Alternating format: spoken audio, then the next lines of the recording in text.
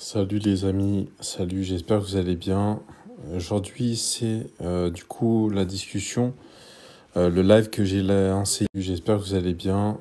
Aujourd'hui, c'est du coup la discussion, le live que j'ai lancé, la discussion, le live que j'ai lancé hier soir et du coup j'ai pas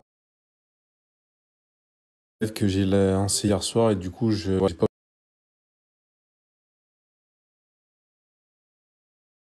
live que j'ai lancé hier soir et du coup j'ai pas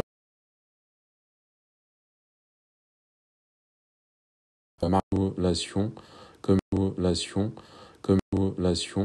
il n'est pas opportune, du moins pour l'instant. Elle n'est pas opportune, du moins pour l'instant. Almeno per il momento. Le 15 octobre 2011, la messe, du moins pour l'instant. Almeno per il momento. Le 15 octobre 2011, la messe du 50e anniversaire de Sao per il momento. Le 15 octobre 2011, la messe du 50e anniversaire de Le 15 octobre 2011, la messe du 50e anniversaire de sa construction qui a été honorifique en son nom. Construction qui a été honorifique en son nom. Construction qui a été honorifique en son nom. Dissimulation. Et après, il y a plusieurs. Donc ça, c'est un des premiers titres qu'elle a écrit justement le jeudi 22 avril 1940. Dissimulation. Et après, il y a plusieurs. Donc ça, c'est un des premiers titres qu'elle a écrit justement le jeudi 22 avril 1940. Je ne détourne pas mon attention de lui, mais au contraire, je me concentre sur lui. Je vous dirai donc comment j'ai passé ces dernières 24 heures. Hier soir, vous m'avez vu épuisé. J'étais vraiment épuisé. Mais comment j'ai passé ces dernières 24 heures. Hier soir, vous m'avez vu épuisé. J'étais vraiment épuisé. Mais dire des humiliations. Hier soir, j'ai vu le journal et puis las même de ça. J'avais fermé les yeux et j'ai vu le journal et puis las même de ça. J'avais fermé les yeux et je restais là, inerte. Tout à coup, j'ai vu mentalement un terrain très pierreux et aride. Cela ressemblait au sommet du monticule comme on en voit dans nos collines, dénué de toute végétation, pierreux et aride. Cela ressemblait au sommet du monticule comme on en voit dans nos collines, dénué de toute végétation, riche seulement au sommet avait poussé une plante de violette. La seule chose vivante au milieu d'elle, d'une telle désolation, je voyais distinctement la touffe épaisse des feuilles. La seule chose vivante au milieu d'elle, d'une telle désolation, je voyais distinctement la touffe épaisse des feuilles rapprochées les unes des autres, comme pour mieux résister au vent qui battait la cime. Quelques bourgeons de violettes, plus ou moins ouverts, montraient leur petite tête au-dessus de tout le vent qui battait la cime. Quelques bourgeons de violettes, plus ou moins ouverts, montraient leur petite tête au-dessus de la touffe verte. Mais une seule violette était complètement éclose, belle d'une couleur toute verte, de la touffe verte. Mais une seule violette était complètement éclose, belle d'une couleur vive, corolle ouverte tendue vers le ciel.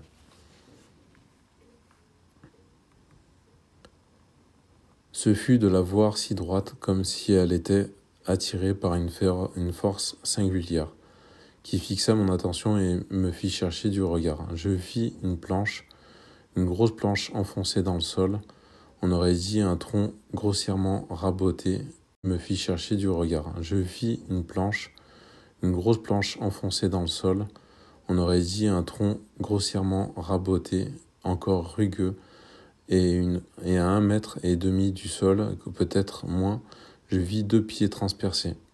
Je ne vis que cela hier soir.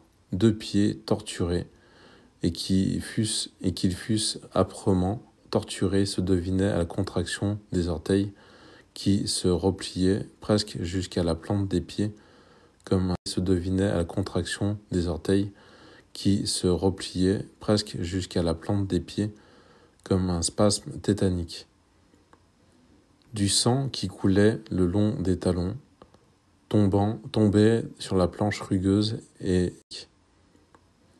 du sang qui coulait le long des talons, tombait sur la planche rugueuse et la sillonnait jusqu'au sol. D'autres gouttes tombaient des orteils contractés et ruisselaient sur la touffe des violettes. C'est donc vers cela que se tournait la violette, tout tendue vers le ciel, vers ce sang qui la nourrissait, tout comme il nourrissait cette touffe unique de verdure qui avait su, en cette terre stérile, pousser contre ce bois. En cette terre stérile, poussait contre ce bois.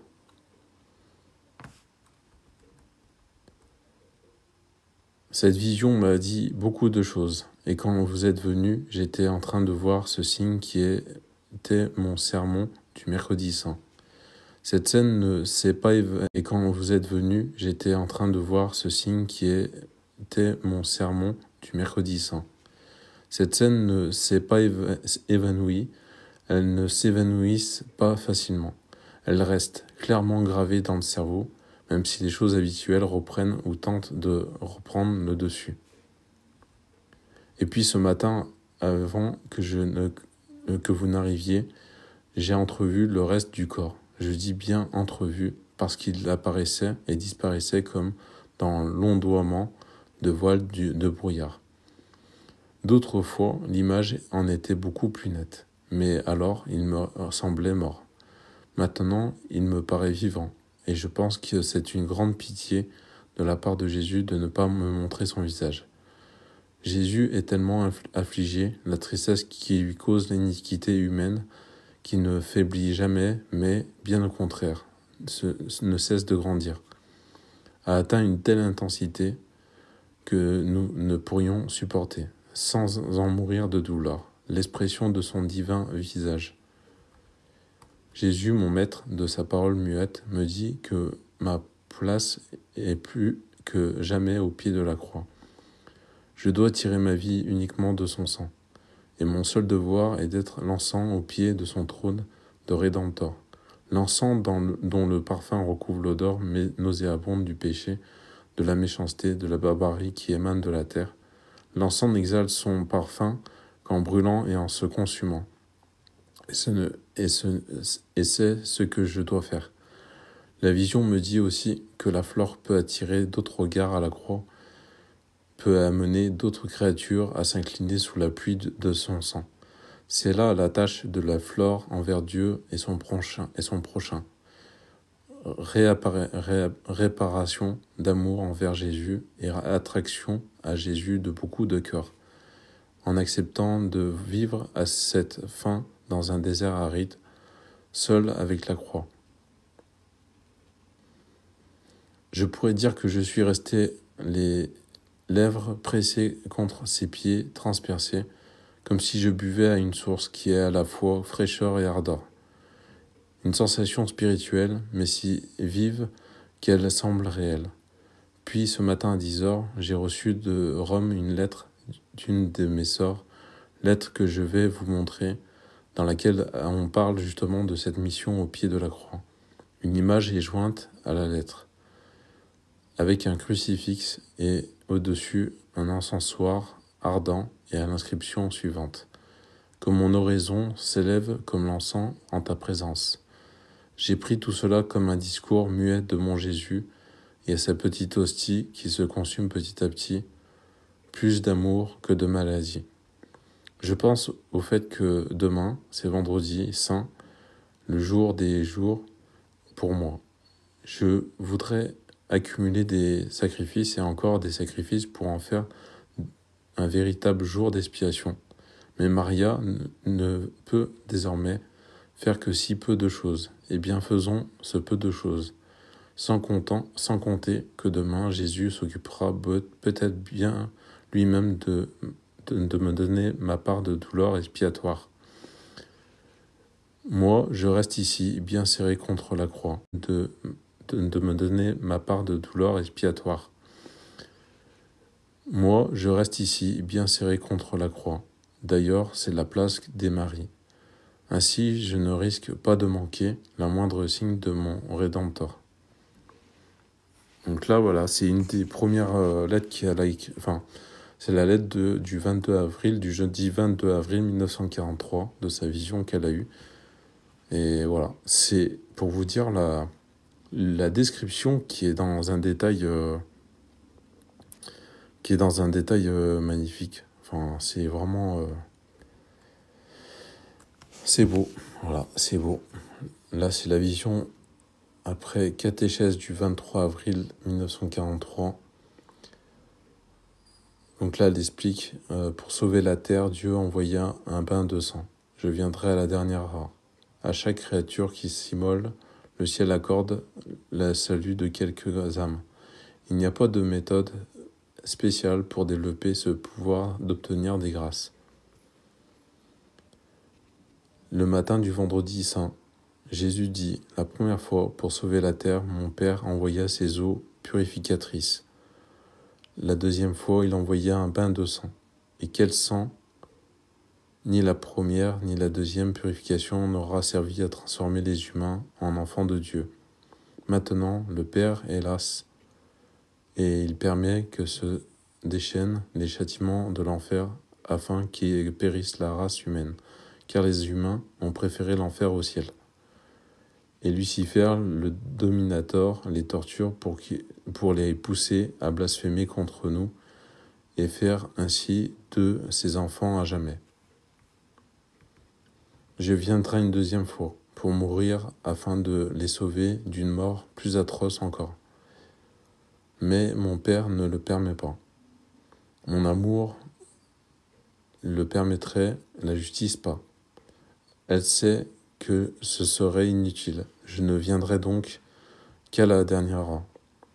Mais malheur à ceux qui me verront à cette heure après avoir choisi Lucifer pour leur Seigneur. Mes anges n'auront pas besoin de porter des armes pour gagner le combat contre les antéchrists. Mon regard suffira. Oh, si seulement les hommes savaient encore se tourner vers moi, qui suis le salut. Je ne souhaite que cela et je pleure parce que je vois que rien ne peut leur faire lever la tête vers le ciel d'où je leur tends les bras. Souffre, Maria, et dis au juste que de souffrir aussi pour supplier au second martyr que le Père ne veut pas que j'accomplisse. À chaque créature qui s'immole, le ciel accorde le salut de quelques âmes. Il ne faut pas s'étonner que les âmes graciées soient plus nombreuses pour chaque petit Rédempteur, si on pense que moi, le divin Rédempteur, à l'heure de l'immolation sur le calvaire en présence des milliers de personnes, je n'ai réussi à sauver que le larron Longuin et à faire quelques autres si peu. Réflexion sur des propos qu'on m'a rapportés, selon lesquels on compterait beaucoup sur mes prières pour être exaucées, puisqu'on reconnaît que j'ai obtenu ce que j'ai demandé. Je n'en tire aucun orgueil, mais plutôt une profonde gratitude envers Dieu, qui a la grande bonté de permettre que je sache obtenir le bonheur d'autres cœurs. Mais à ces cœurs-là, je vais le dire, en particulier à celui qui ce matin m'a fait connaître sa pensée. Que cela ne se produit pas par mon mérite, tous pourraient y arriver s'ils le voulaient. Il n'y a pas de méthode ou d'étude spéciale pour développer ce pouvoir d'obtenir des grâces. L'important est de faire de son propre cœur un mangeoire de Bethléem pour y accueillir Jésus enfant, et de soi-même une croix pour porter Jésus Rédempteur. Lorsque nous le portons ainsi, indissolublement, nous devenons un simple complément de Jésus. Lui seul est la véritable protagoniste de toutes choses, le secret pour obtenir les grâces que les gens attribuent à nos mérites inexistants. C'est uniquement notre anéantissement dans le Christ, un anéantissement si total que notre personnalité humaine est dissoute et que Jésus est obligé d'agir seul en chaque circonstance. Nous ne faisons que lui apporter les voix des particuliers avec un baiser d'amour, Le reste, c'est lui qui le fait.